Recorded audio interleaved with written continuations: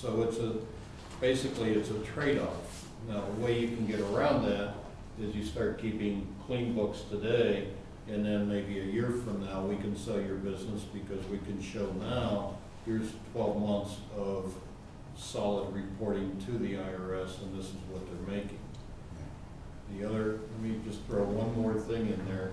The other problem with green cash, at least wise in my mind, is when you sit down as a business owner and you tell the buyer, you know, I report 700,000, but I really make $1 million.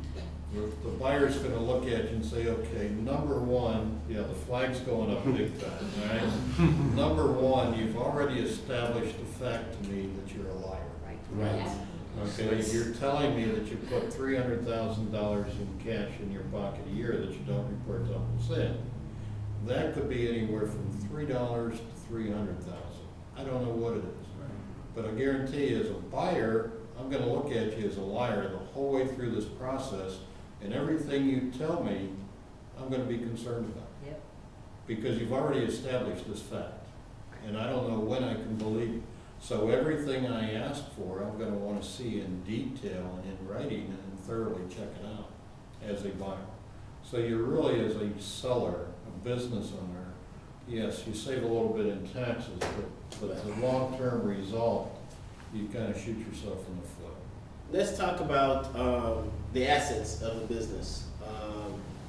You know, some businesses have customers that are loyal to the owner, meaning that they have a family who's always had, you know, Susie who comes in every week and spends $1,000 with us, or et cetera. They always have different relationships. In terms of when you're doing your due diligence, what do you do when you see a business that's heavily dependent on the owner being there, and how do you advise your buyer in terms of maintaining that customer base? What are some of those things that how do you deal with that issue when you look at business? Great question. Yeah, it is a great question. Sometimes we may advise the buyer to go look at a different business because the business is so heavily dependent upon a few customers and B, the owner. The business is the owner. Right. Okay, so it's very difficult to buy that business and pay them a lot of money because once the owner leaves, the business may leave. And my advice to a business owner is always, if you want to maximize your business, get yourself removed from the business. That, you know, and that's, quite frankly, that's one of the reasons that I'm Murphy Business. I used to be Art Lennig Associates. And I go out to a group like this and I tell the business owners, if you want to maximize the value of your business, get yourself removed from the business, then you go home in the night, you look in the mirror as you're brushing your teeth and say, what am I telling these guys?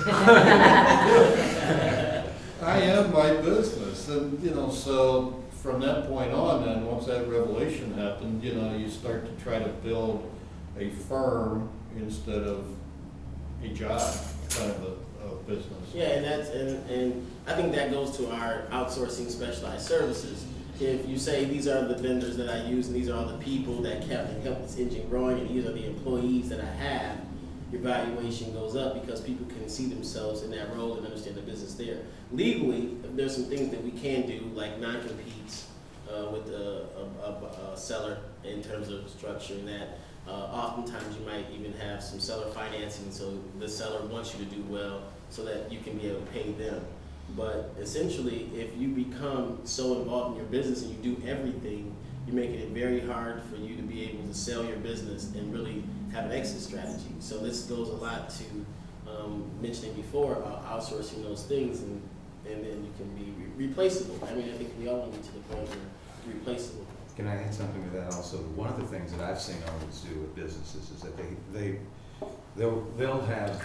they'll sell their services as a part of their contract to sell the business, but that owner during the term is still a part of the business in some way, so that they're giving the public, in some cases, the face time that the public needs, and they're giving a new owner the on-site training so that they can transfer all that information and corporate knowledge that owner has had over years to build that business. So I've seen that happen, but that's part of the contract. What you're talking about, Eugene, is what we refer to as a transition period. After you have the closing, after the money slides across the table at the attorney's office, now you own the business, I no longer own the business, but according to our agreement and our contract, I'm gonna stay with the business for a period of time to transition you in as a new owner, give you the time to learn the business, and depending upon the type of business, how long that transition period is. Okay, now going back to your scenario where you have a business owner that basically is the business, the way you want to buy that as a buyer would be on what we refer to as an earnout. Okay, you want $1 million for your business, I'm happy to pay you $1 million for your business, but I'm gonna pay you this way. You've got all these clients, and I'll pay you $500,000 down, and I'll pay you the other $500,000 over 5 years, and it'll be a percentage